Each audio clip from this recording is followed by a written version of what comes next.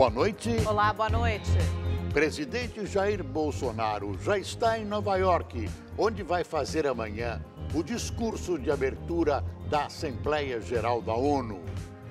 3 dias após a morte da garota Agatha Félix, o governador do Rio, Wilson Witzel, lamenta o ocorrido e defende a política de segurança do estado. Hoje, policiais envolvidos na ação em que a menina de 8 anos foi baleada prestaram depoimento e entregaram as armas. Em São Paulo, agentes federais fazem buscas em agências do INSS em operação contra fraudes milionárias em aposentadorias. Na Inglaterra, falência da empresa de turismo mais antiga do mundo atinge mais de 600 mil clientes. Lionel Messi é escolhido pela 6ª vez o melhor jogador de futebol do mundo. O goleiro brasileiro Alisson foi eleito como o maior da posição no planeta. Essas e outras notícias você acompanha em instantes no Rede TV News.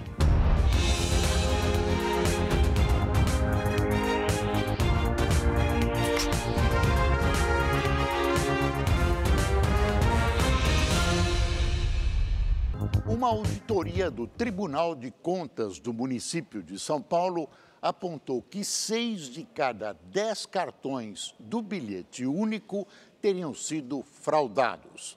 Por isso, a SP Trans cancelou mais de 1 milhão de cartões e estabeleceu novas regras. Era bem cedo ainda e já tinha gente esperando para resolver problemas relacionados ao bilhete único. A Célia conseguiu um bilhete único novo depois de descobrir que o seu estava sendo usado por um desconhecido. Tinha um bilhete único no meu RG com um menino chamado Rafael em Minas. Aí eu tive que cancelar para poder fazer um bilhete único. Já o Assis teve o cartão bloqueado. Tudo porque a neta pegou o bilhete escondido. Vou ficar 6 meses sem poder usar, né? Porque foi usado indevido sem a minha culpa, né? E aí depois você vai pegar outro? Aqui mesmo. Só depois de 6 meses? Só depois de 6 meses. O seu Assis é um dos mais de 1.068.000 pessoas que tiveram seus bilhetes cancelados entre janeiro e agosto desse ano. Segundo a SP Trans, os cancelamentos acontecem por causa do uso de terceiros comprovados por reconhecimento facial, fiscalização de campo e por detecção de recarga falsa. O usuário pode contestar o cancelamento. Se for constatado que não houve fraude, o cartão é recuperado e os créditos, se forem legais, reinseridos. Para combater as fraudes, a SP Trans limitou a R$ 43 o saldo máximo de créditos em bilhetes anônimos e determinou, desde fevereiro, que só cartões personalizados serão emitidos. Desde fevereiro, foram emitidos cerca de 1 milhão de novos cartões. Os passageiros com problemas nos bilhetes terão até o dia 30 de setembro para fazer a troca do bilhete único sem identificação. Para esse especialista em tecnologia em transporte, é preciso avançar em relação ao método de pagamento do transporte público. Nós temos ótimos integradores, que são os que fornecem sistemas, mas nós não temos uma política de governo que defina padrões técnicos que possam garantir uma palavra grande chamada interoperabilidade, que é a gestão a nível sistêmico dos diferentes sistemas falando a mesma linguagem. Precisa existir sim um projeto de cartão de transporte para ter um cartão único que depois pode virar cartão de várias cores, da cidade A, B ou C, mas eles conversam entre si e aí a gestão tarifária, que é por conta do governo, possa ser praticada de uma maneira justa e digna para o cidadão. Para evitar problemas, a SP Trans orienta o passageiro a comprar créditos somente nos mais de 8 mil postos credenciados e que jamais empreste o cartão. O O presidente Jair Bolsonaro já está em Nova York para participar pela primeira vez da cerimônia de abertura da Assembleia Geral da ONU. Tradicionalmente, é o presidente brasileiro o primeiro a discursar. A expectativa é que a Amazônia seja um dos principais eixos do pronunciamento de Jair Bolsonaro. Veja com a correspondente Luciana Camargo. Segurança máxima no hotel onde o presidente Jair Bolsonaro e outros chefes de Estado ficaram hospedados durante as reuniões da Assembleia Geral da ONU. O local fica a cerca de 1 quilômetro de distância da sede das Nações Unidas. A comitiva brasileira chegou por volta das 4h45 da tarde. O presidente Jair Bolsonaro passou bem durante o voo, mas precisou tomar injeções de anticoagulante para evitar problemas vasculares. No último dia 8, Bolsonaro foi submetido a uma cirurgia no abdômen no hospital em São Paulo e recebeu alta há apenas uma semana. O médico da presidência, Ricardo Camarinha, acompanha a viagem aqui em Nova York. Para evitar esforços físicos, a agenda do presidente está restrita ao discurso da ONU e a uma visita de cortesia ao ex-prefeito de Nova York, Rudolph Giuliani, no próprio hotel. Um possível jantar com o presidente americano Donald Trump, anunciado por Bolsonaro na semana passada, não foi confirmado oficialmente. Na comitiva presidencial vieram os ministros do Gabinete de Segurança Institucional, Augusto Heleno, e da Secretaria de Governo, Luiz Eduardo Ramos. A primeira-dama, Michele Bolsonaro, e o filho do presidente, deputado Eduardo Bolsonaro, cotado para assumir a Embaixada do Brasil em Washington, também chegaram a Nova York. Líderes de mais de 150 países vão participar da Assembleia Geral da ONU, que começa amanhã. Hoje, a sede das Nações Unidas foi palco do último dia da Cúpula do Clima, que começou no sábado. O evento reuniu representantes de 60 países em 3 dias para debater as mudanças climáticas.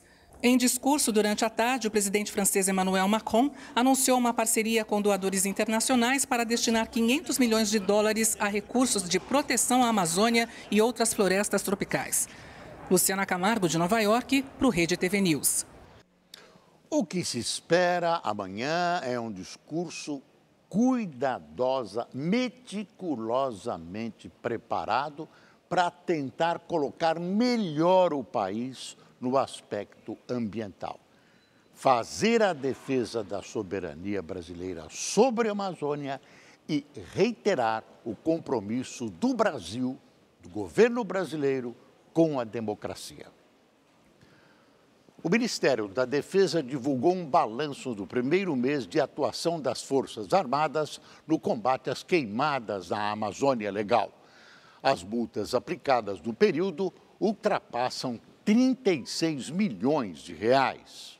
O ministro Fernando Azevedo ressaltou que a atuação dos militares foi coordenada com órgãos de controle ambiental, como o IBAMA e o ICMBio, e de segurança pública, como a Polícia Federal, para o combate às queimadas e repressão ao desmatamento da floresta e do garimpo ilegal. E destacou alguns números. Do fim de agosto até agora, foram combatidos mais de 500 focos de incêndio por terra e outros 321 pelo ar. 4 madeireiras ilegais foram interditadas e 63 pessoas acabaram presas. Além disso, 112 multas foram aplicadas, que resultaram em mais de 36 milhões de reais. O ministro ressaltou ainda que a presença das Forças Armadas ajuda a coibir atos ilícitos. Na última sexta-feira, o presidente Jair Bolsonaro prorrogou o decreto que autoriza a permanência dos militares, que venceria amanhã até o dia 24 de outubro. Além da Amazônia Legal, a ajuda está disponível para o norte do Mato Grosso e oeste do Maranhão. Cabe aos governadores estaduais pedirem esse reforço. O poder dissuasório de uma operação dessa é muito grande. Isso ajuda a prevenir os ilícitos e os incêndios. Fernando Azevedo ainda chamou de exagero dizer que a Amazônia está em chamas. Nós mostramos o real. Eu acho que está longe de uma Amazônia em chamas. A floresta úmida está preservada e não tem queimado. O que tem é aquele arco que o brigadeiro Botelho chama de um arco do calor, do fogo, ali realmente preocupa mais, é isso aí. Mas ainda está na média dos outros anos. Não estou dizendo que isso aí é bom, não é bom, mas ele não está alarmante em relação aos outros anos. O que eu procurei mostrar, eu e os companheiros aqui, foi da experiência nossa de um mês de trabalho lá e da efetividade que foi.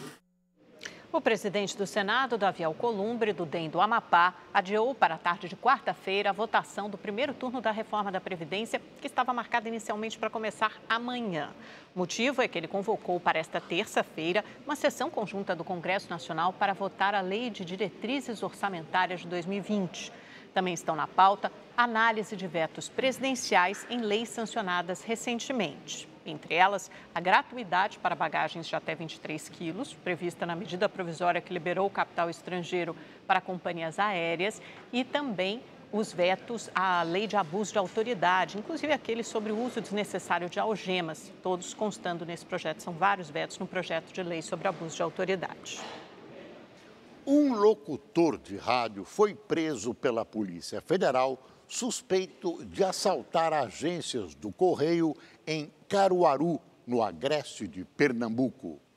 De acordo com as investigações, Euclides Chagas dos Santos, de 29 anos, é este homem de azul que aparece nas imagens de circuito de uma agência dos Correios do município de Riacho das Almas.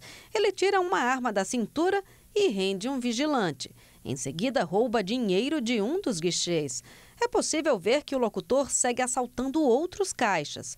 Em outra gravação no município de Xangrande, Santos surge de camisa branca. Minutos depois, dentro da agência, ele saca novamente a arma, desta vez para roubar os clientes. Euclides Chagas tem antecedentes criminais por roubo. A polícia apresentou a arma e os sapatos usados nos crimes, além de documentos falsos. Se condenado, o locutor de rádio pode pegar de 4 a 10 anos de prisão. Durante a entrevista coletiva sobre a morte da menina Agatha Félix, de 8 anos, que aconteceu há 3 dias, o governador do Rio de Janeiro, Wilson Witzel, voltou a defender a política de enfrentamento ao crime. Hoje, os policiais envolvidos na ação, que acabou resultando na morte da criança, prestaram depoimento e entregaram as armas à Polícia Civil. Na manhã de hoje, uma nova perícia foi feita na Kombi onde Agatha Félix estava quando foi baleada. Os peritos simularam o trajeto da bala e a perfuração feita pelo projétil, que atravessou o estofado antes de atingir a menina pelas costas. Na lataria, não havia perfurações. O dono do veículo contou que o porta-malas estava aberto no momento do tiro. Estava aberto porque tem mala dentro, tem pertence dos passageiros e aí na hora abre. Para fechado, a história seria outra dentro. À tarde, os policiais envolvidos no caso prestaram depoimento e entregaram as armas que usavam. A polícia vai fazer o confronto balístico para saber se o tiro partiu de um dos PMs ou de criminosos.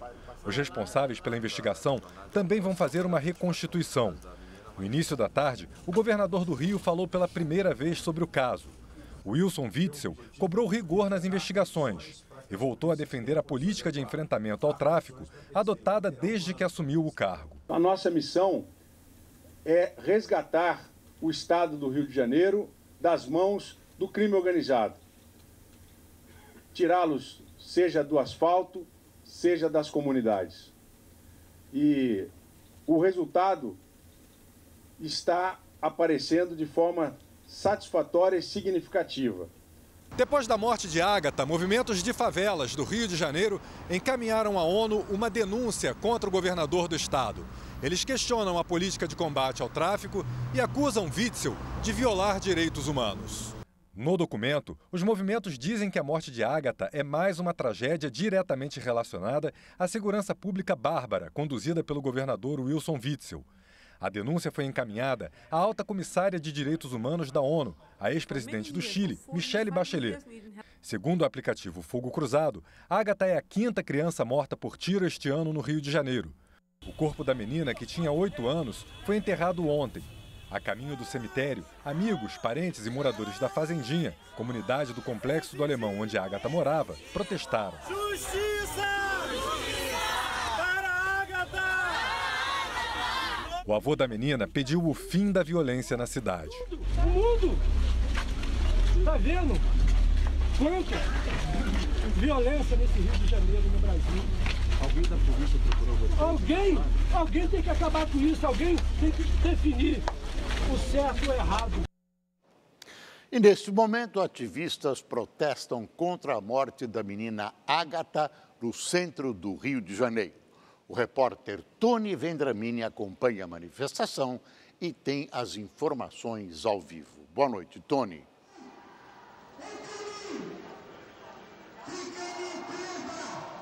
Boa noite, Boris. Boa noite, Amanda. Boa noite a todos que nos acompanham.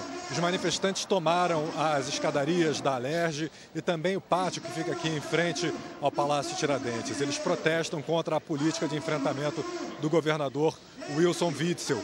Além de ativistas dos direitos humanos, participam também desse ato os tios da Ágata.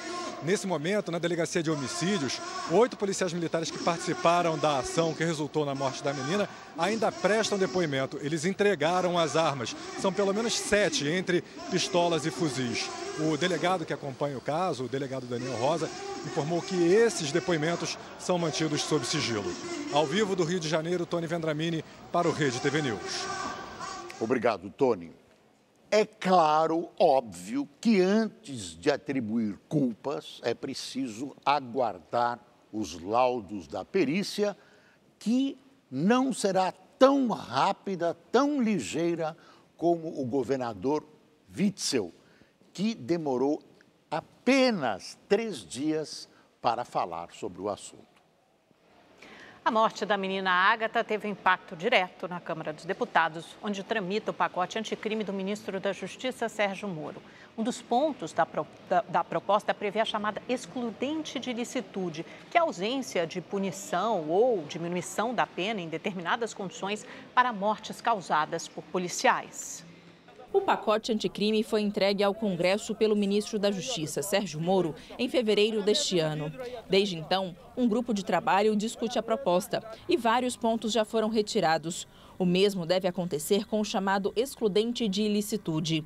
O texto prevê que o juiz poderá reduzir a pena até a metade ou deixar de aplicá-la se o excesso, como a morte de uma pessoa, por exemplo, decorrer do medo, surpresa ou violenta emoção. Esse ponto já entrou e saiu da pauta várias vezes, mas a expectativa é que, com a repercussão do caso Ágata, ele seja votado e retirado do texto amanhã. Os deputados contrários alegam que o excludente de ilicitude é, na verdade, uma licença para policiais matarem. Na prática, isso é uma espécie de licença para matar. É um erro. Por isso eu acredito, sobretudo depois do caso da menina Ágata, que o Congresso Nacional deve rejeitar essa proposta e retirar mais essas possibilidades de excludente de ilicitude, porque isso, ao invés de combater a violência, poderá ampliar a violência. Já o relator da proposta argumenta que o projeto é apenas uma adequação da legítima defesa e só vai valer para policiais que estiverem em confronto. Essa questão do pessoal da esquerda, em especial dos deputados contrários ao pacote do Sérgio Moro, querer vincular o que nós estamos propondo no relatório com a morte da menina Ágata é algo inadmissível. Não tem relacionamento nenhum essa questão da menina Ágata com o pacote, com o que nós estamos propondo. Porque o que nós estamos propondo é só um esclarecimento, uma readequação do texto da excludente de ilicitude. Não estamos criando nenhuma nova excludente. Então nós estamos adequando o texto da excludente de criminalidade, a excludente de ilicitude, para que justamente a gente possa estar dando uma segurança jurídica para os policiais. A intenção dos parlamentares favoráveis à proposta é retomar esse e outros pontos polêmicos na Comissão de Constituição e Justiça. Mas para isso, eles vão precisar do apoio do presidente da Câmara, Rodrigo Maia, que vem se mostrando resistente ao texto e novamente entrou em rota de colisão com o ministro Sérgio Moro por causa do pacote anticrime. O Moro tinha no início do ano posições divergentes com as posições que ele defendeu ontem e hoje em relação ao excludente. A posição dele era muito mais na defensiva, como se fosse uma posição do presidente, não dele, do que ele tem hoje. Ele mudou de posição, é legítimo. E eu não estou dizendo aqui que a gente não deve tratar do tema, mas este é um tema polêmico, né? Da forma como esteja escrito, você pode estar, de fato, protegendo o policial em combate, de forma que está escrito, você pode estar liberando demais para que alguma vítima possa perder a vida. Já o ministro da Justiça, Sérgio Moro, negou que o caso de Ágata tenha ligação com um pacote enviado ao Congresso. O evento que aconteceu é terrível, certo? Mas os fatos estão em apuração e vão ser apurados, tenho certeza que vão ser bem apurados pela Polícia do Rio de Janeiro. Diante da falta de esclarecimento de todas as circunstâncias, qualquer juízo em relação à efeito disso para a proposta que nós colocamos no Congresso, me parece evidentemente prematuro. Pelo que vejo, né, sem que os fatos terem sido ainda esclarecidos, não haveria ali uma situação em que se poderia invocar a legítima defesa. E o projeto, a proposta do projeto de lei anticrime, diz respeito ao aperfeiçoamento do Instituto da Legítima Defesa.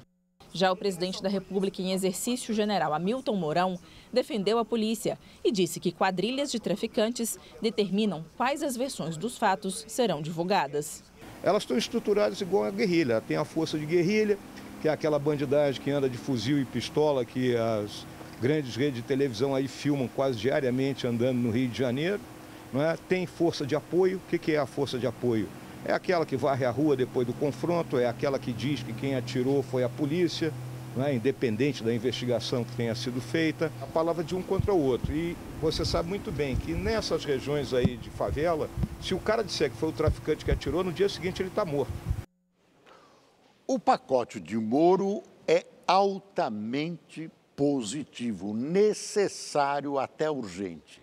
Mas essa excludente, ampliando, aperfeiçoando o que já existe no Código Penal, é, no mínimo, polêmica.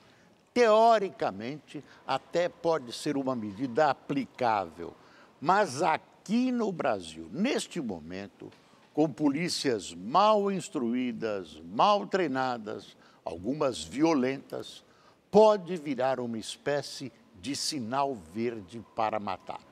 Mas, na verdade, setores do Congresso veem nesse projeto a chance de vingança contra Moro, que continua, apesar de não ser mais juiz, personificando a Operação Lava Jato.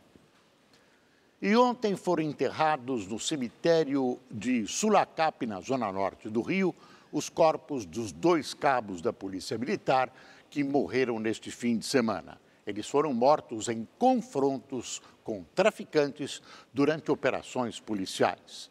45 policiais militares foram mortos no estado do Rio este ano.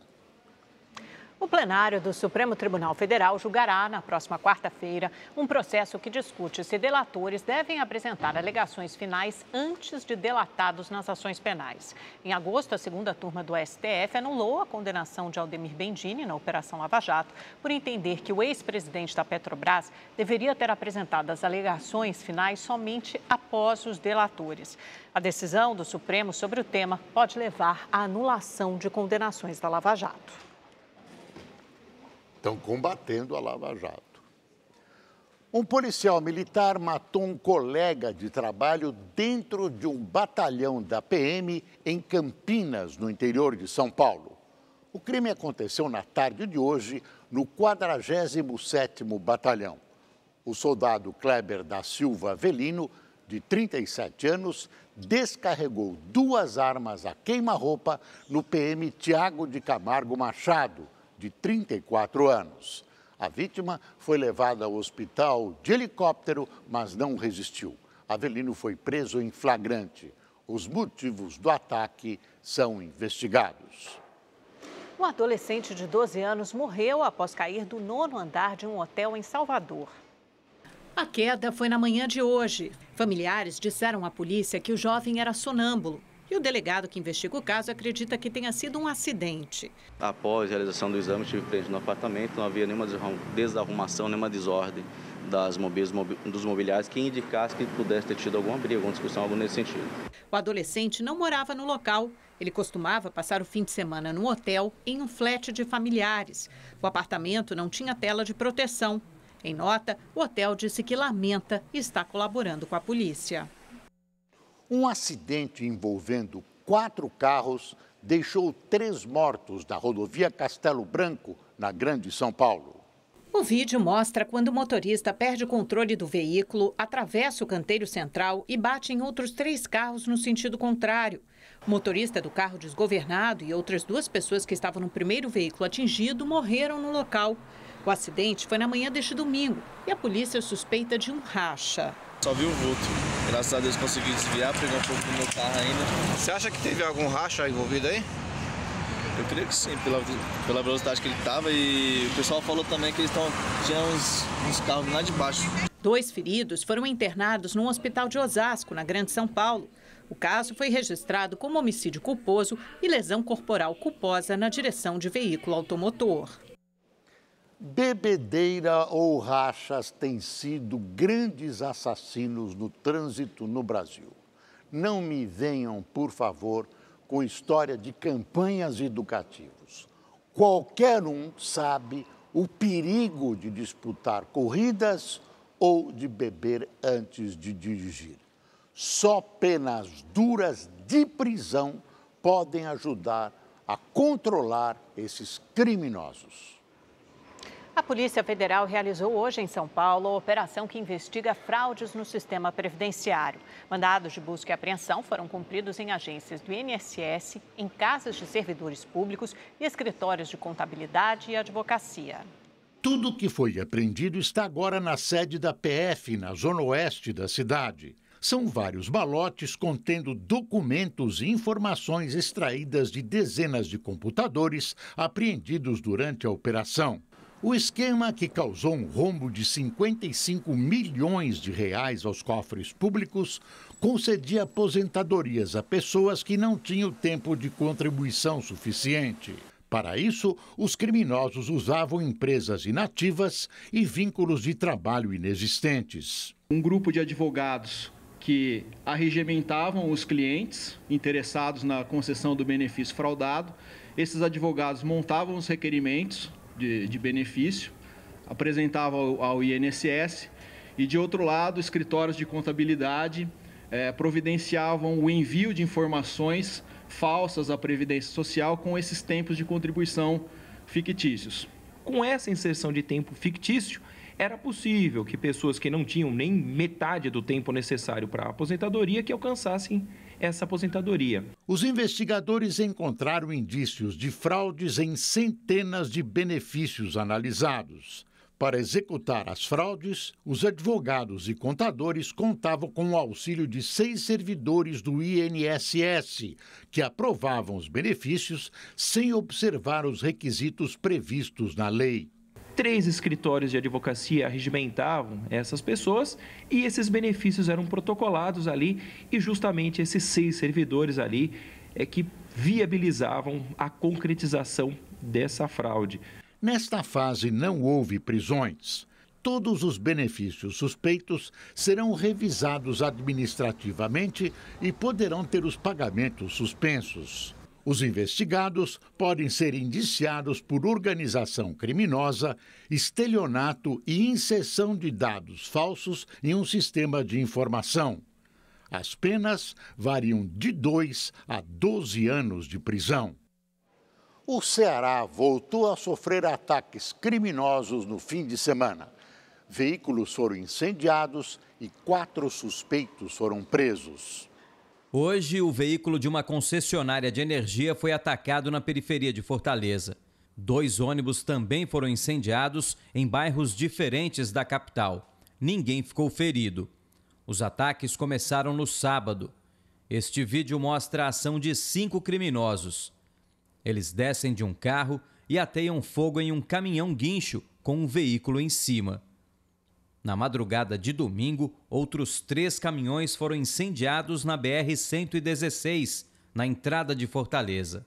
Em áudio, enviado pelo WhatsApp para as forças de segurança, o secretário de Administração Penitenciária, Mauro Albuquerque, reconheceu os ataques e determinou mais rigor nas penitenciárias. Os diretores, mais uma vez, o Estado está sob ataque. Então temos que novamente mostrar que o Estado não cederá nenhum milímetro. É para fazer e endurecer todos os procedimentos dentro da cadeia.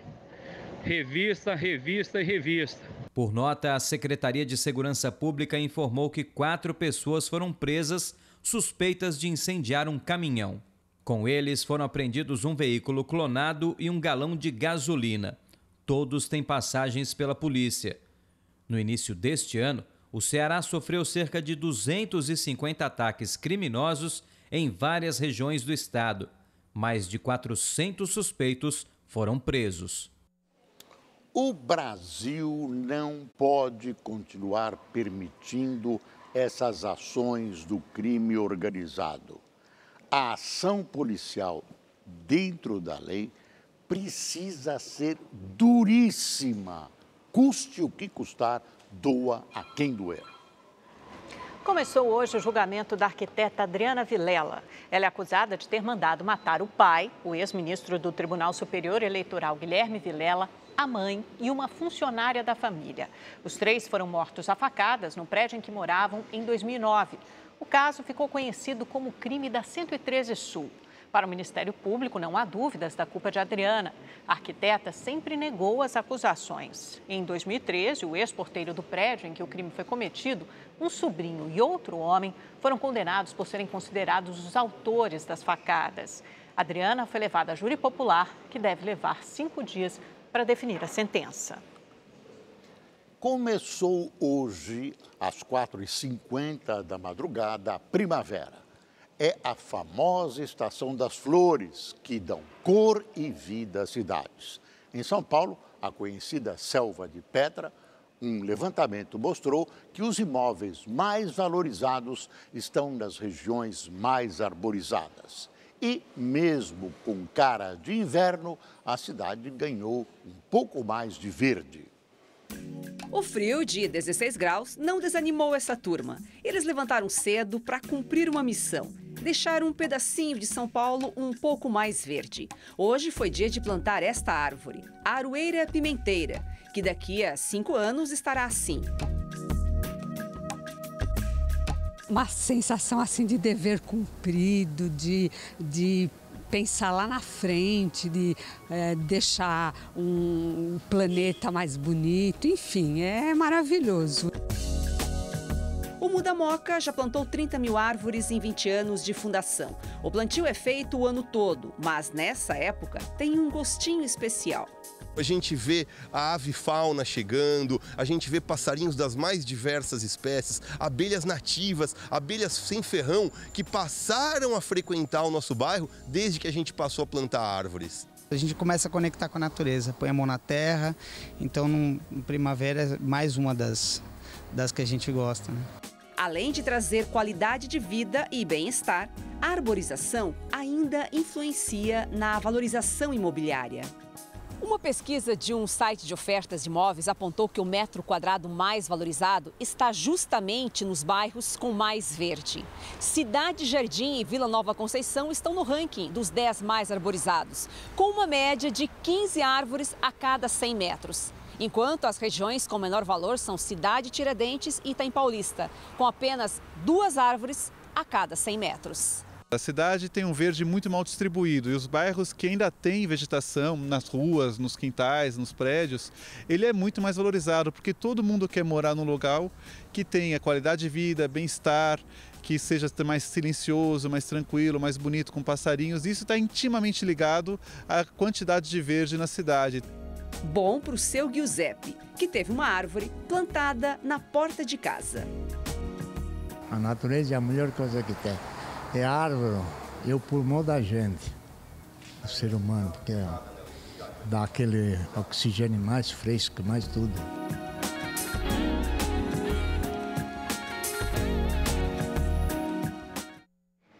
Bom, vamos saber então como será o clima nesta primavera com a Gabriela de França. Olá, boa noite para todo mundo. Pois é, já é primavera. Depois do inverno, que é a estação mais seca do ano, a estação das flores também marca aí o retorno da chuva. E a gente vai ter muita chuva, chuva acima da média no sul do Brasil, principalmente agora no comecinho da estação. Chove bastante sobre Rio Grande do Sul e Santa Catarina. Chuva dentro da média, entre sudeste, pegando aqui norte do Paraná, centro-oeste até o Acre. Pouca chuva ou quase nada entre o Nordeste e a maior parte do norte do Brasil. Situação preocupante, porque muitas cidades que estão nesses locais, aí nessas regiões, estão sofrendo com a seca. A primavera desse ano promete ser bastante quente, viu? As temperaturas ficam acima da média em praticamente todo o Brasil. Mas ela chegou trazendo friozinho e chuvinha para São Paulo. Vai continuar assim no decorrer dessa semana na capital paulista. Chuva, principalmente na quarta-feira. Essa madrugada vai ser gelada, mínima de apenas 9 graus na quarta-feira, máxima de apenas 21. No Rio de Janeiro, o tempo também fica instável e mais fresquinho. A máxima não passa de 24 amanhã e de 23 na quarta-feira, com chuva a partir da tarde. E a gente vai ter o aumento de nuvens e chuva entre amanhã e quarta-feira no Paraná, Mato Grosso do Sul, interior de São Paulo, faixa leste paulista, pegando todo o litoral de São Paulo, Grande São Paulo e o centro-sul do Rio de Janeiro. No Nordeste, uma frente fria vai deixar o tempo bastante carregado e com chuva, principalmente no litoral da Bahia, mas também tem previsão de chuva isolada aqui nas outras áreas da costa leste da região. No restante, aqui pelo interior do Nordeste, o sol predomina e o ar seco vai continuar atuando aí entre o Nordeste e o interior do Brasil. Tem alerta para baixa umidade do ar, vai ser mais um dia sem chuva, que é muito preocupante em Goiânia, Brasília e também Belo Horizonte. No norte de Minas, um redemoinho de fogo assustou os moradores de uma fazenda em Matias Cardoso. Esse tipo de fenômeno ele é comum quando a gente tem a combinação aí do ar extremamente seco e queimadas. E vai continuar seco amanhã em Belo Horizonte, viu? Máxima de 28 graus. A boa notícia é que finalmente a chuva deve aparecer nesta semana. Previsão de pancadas a partir aí de quinta-feira. A gente, é claro, fica na torcida. Vai ser mais um dia quente em Cuiabá, máxima de 39 graus. Mesma coisa em Palmas, com 37, 35 em Porto Velho. Eu fico por aqui, uma ótima noite para você, te vejo amanhã. Até lá, tchau, tchau. Cerca de 250 pessoas participaram de um funeral simbólico de uma geleira na Suíça, que está desaparecendo por causa do aquecimento global. Os ativistas se reuniram ontem na antiga geleira de Pisol, no nordeste da Suíça, para dar adeus ao glaciar. Os participantes, alguns vestidos de preto, depositaram flores na montanha e realizaram uma cerimônia simbólica. Segundo cientistas, desde 2006, o Pisol perdeu quase 90% de seu volume e já nem pode mais ser considerado uma geleira. O pouco de gelo que ainda resta deve derreter até 2030. A data escolhida para o velório não foi à toa, já que hoje foi realizada a Cúpula do Clima da ONU em Nova York. A empresa de turismo mais antiga do mundo, a Thomas Cook, decretou falência na noite de ontem. O fim das operações pegou de surpresa mais de 600 mil clientes da companhia inglesa que estão de férias ao redor do mundo e agora correm o risco de ficar na mão. Quem conta é o correspondente Luciano Júnior. Espanha, Inglaterra, Alemanha, Chipre e outras centenas de aeroportos do mundo amanhecerão hoje com os setores de check-in da Thomas Cook fechados. Os passageiros foram pegos de surpresa. Estou frustrado, para não dizer, no mínimo, irritado. Hoje, o último voo da Thomas Cook aterrissou em Manchester, no Reino Unido. Após isso, nenhuma outra aeronave da empresa de 178 anos voltou aos céus. Com a falência, cerca de 22 mil funcionários perderão o emprego. O encerramento das operações deixou na mão pelo menos 600 mil turistas de todo o mundo, sendo 150 mil britânicos. A Thomas Cook foi fundada em 1841 na Inglaterra. A empresa foi a pioneira em criar pacotes turísticos pela Europa, América, África e Oriente Médio. Durante todo o fim de semana, o grupo tentou negociar parte das dívidas, que chegam a mais de 8 bilhões de reais. Os esforços não deram certo. E o destino da empresa de turismo mais antiga do mundo foi mesmo a falência.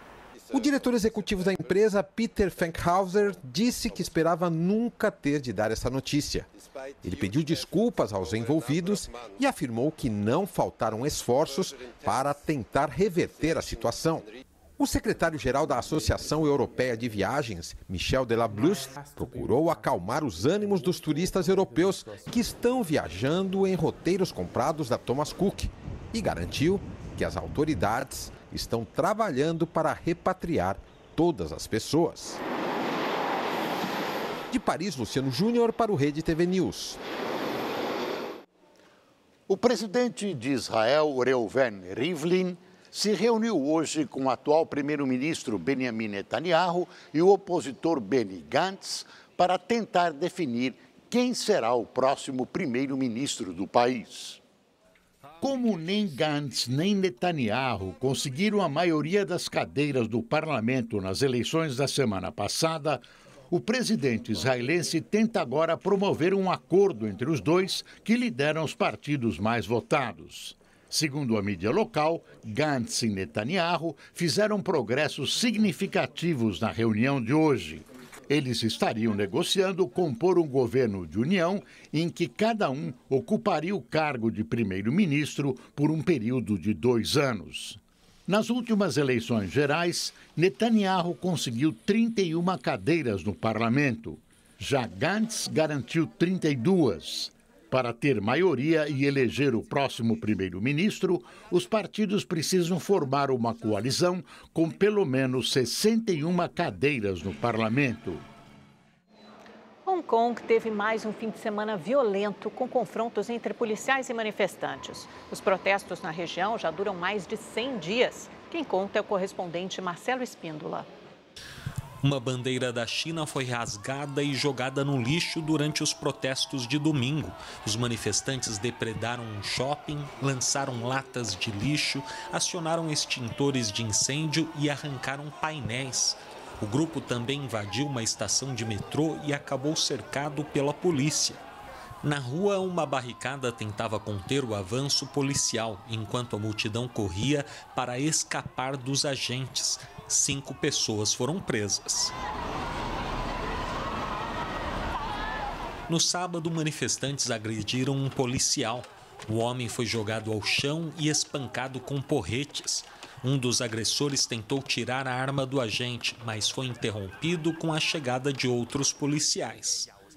Hoje, em entrevista coletiva à imprensa, o superintendente da polícia lamentou o ocorrido e disse que uma arma carregada nas mãos dos manifestantes poderia trazer muitas consequências. No sábado, também houve confusão entre manifestantes e civis que foram feridos. Os protestos continuam porque 4 reivindicações ainda não foram atendidas pelo governo. Uma investigação independente para apurar a violência policial, a libertação dos manifestantes presos, eleições diretas e a descaracterização dos atos como motins. Apenas a retirada do projeto de lei de extradição de suspeitos de crimes para a China foi acatada pela chefe do executivo Carrie Lam. Depois de deixar a situação praticamente incontrolável, Lam aposta no diálogo para solucionar a crise e escolheu 150 pessoas para iniciar as conversas na próxima quinta-feira. Marcelo Espíndola, de Macau, para o Rede TV News. 7 crianças morreram e mais de 50 ficaram feridas depois que parte de uma escola desabou em Nairobi, capital do Quênia. O teto de uma sala de aula veio abaixo por volta das 7h30 da manhã. Segundo autoridades, a estrutura do imóvel, feita de metal e madeira, estava apodrecendo e sem manutenção. Esta aluna, de 10 anos, lia um livro quando viu a sala de aula desabar. Segundo ela, os colegas e professores gritaram muito. A menina ficou ferida na boca, mas conseguiu sair da sala para se salvar e lamentou a morte dos outros alunos. Cerca de 800 estudantes estão matriculados na escola. Familiares foram ao local e fizeram um protesto sobre os escombros, reivindicando justiça e melhores condições para o ensino. O Rede TV News volta em 1 minuto.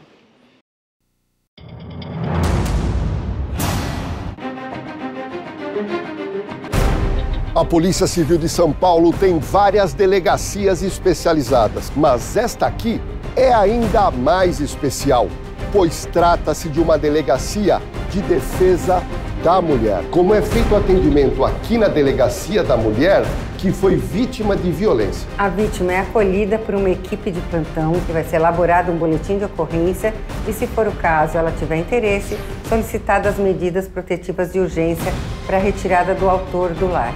Depois que a mulher registra o boletim de ocorrência, qual é o próximo passo na delegacia? Imediatamente é instaurado o boletim de ocorrência para apuração do crime e garantir todos os direitos da mulher que sofre violência doméstica. Portanto, se você conhece alguém que está sofrendo agressão ou ameaça, pode recomendar. Lionel Messi é eleito pela FIFA o melhor jogador do mundo pela 6ª vez e ultrapassa Cristiano Ronaldo. O brasileiro Alisson leva o prêmio de melhor goleiro. Craques do passado e do presente lotaram o charmoso teatro La Scala, em Milão. Uma das mais famosas casas de ópera do mundo se rendeu, desta vez, ao talento dos maestros da bola. Entre as categorias em disputa, o Brasil faturou a de melhor goleiro com Alisson, do Liverpool. E o prêmio veio das mãos da rainha Marta. Esse prêmio representa tudo aquilo que eu trabalhei durante toda a minha vida até chegar aqui. Também do time inglês, o alemão Jürgen Klopp foi eleito o melhor treinador. E essa pintura aí do jovem Daniel Zori, de bicicleta, em seu primeiro jogo como profissional no campeonato húngaro, levou o Puskás, o gol mais bonito da última temporada.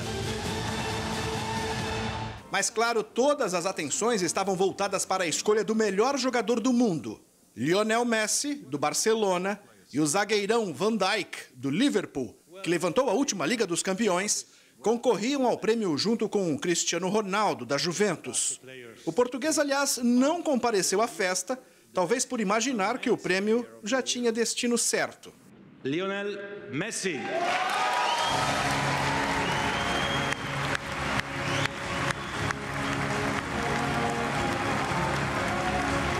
É o 6º troféu conquistado por Lionel Messi, que agora supera o português Cristiano Ronaldo nessa disputa que vem marcando a eleição de melhor do mundo na última década. Até então, cada um havia sido eleito 5 vezes. Com a escolha de hoje, o argentino se torna o jogador que mais vezes aparece no topo da lista desde que a FIFA criou a premiação há 27 anos. Para fechar com chave de ouro uma noite que coroou os melhores, uma brasileira roubou a cena.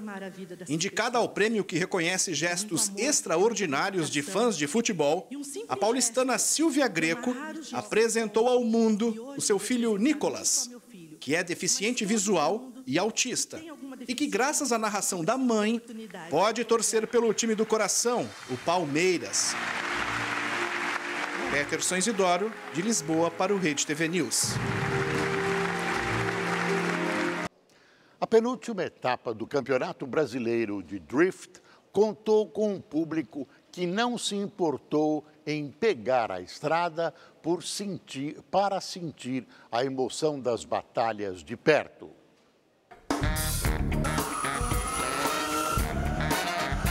Não tem como negar que essa galera é apaixonada por drift. Por isso, nada de preguiça para curtir o domingão de forma diferente. Pé na estrada e quilômetros deixados para trás. Você veio da onde? São Bernardo do Campo, São Paulo. São José do Rio Preto. Quanto tempo de viagem? 1h30, mais ou menos. Mirandópolis. Quantos quilômetros aqui de Birigui? Vai dar uns 140, mais ou menos. Pela manhã, carros na pista para os treinos classificatórios, onde são definidas as duplas que vão para a decisão. Nas chamadas batalhas, o duelo é mano a mano, volante a volante. O drift é muito mais do que acelerar, derrapar na curva e levantar fumaça. Existem critérios rigorosos analisados por uma comissão julgadora. Tem até análise de VAR. Às vezes a gente tem um pouquinho de atraso por questão de uma dúvida, onde a gente pode ver as nossas câmeras com replay e tudo mais. Se for uma decisão clara, por volta de 20 segundos, é bem rápido. E se tiver alguma divergência, no máximo 1 minuto, nunca passamos disso. A final foi marcada por um pega de tirar o fôlego. Diego Riga, líder do campeonato, e Gus Koch levaram à risca a essência da categoria. É um esporte muito mais técnico, onde você tem que mostrar total controle do carro. E quem mostrou esse controle foi Diego Riga, que ficou mais perto do título da temporada. Tenho a dizer que está cada vez mais complicado conseguir a vitória, mas vamos se encontrar agora na próxima etapa em BH, né? Vamos acelerar com os 2 pés para a gente conseguir o título de tetracampeão brasileiro. Primeira etapa eu também fiquei em segundo e o Iga também em primeiro. Então lá vai ser a revanche, viu, Iga? Prepara aí. Pelo visto, essas batalhas vão longe. Felipe Jardini, de Birigui, para o Rede TV News. O Rede TV News fica por aqui. Uma ótima noite para você. Uma boa noite, até amanhã.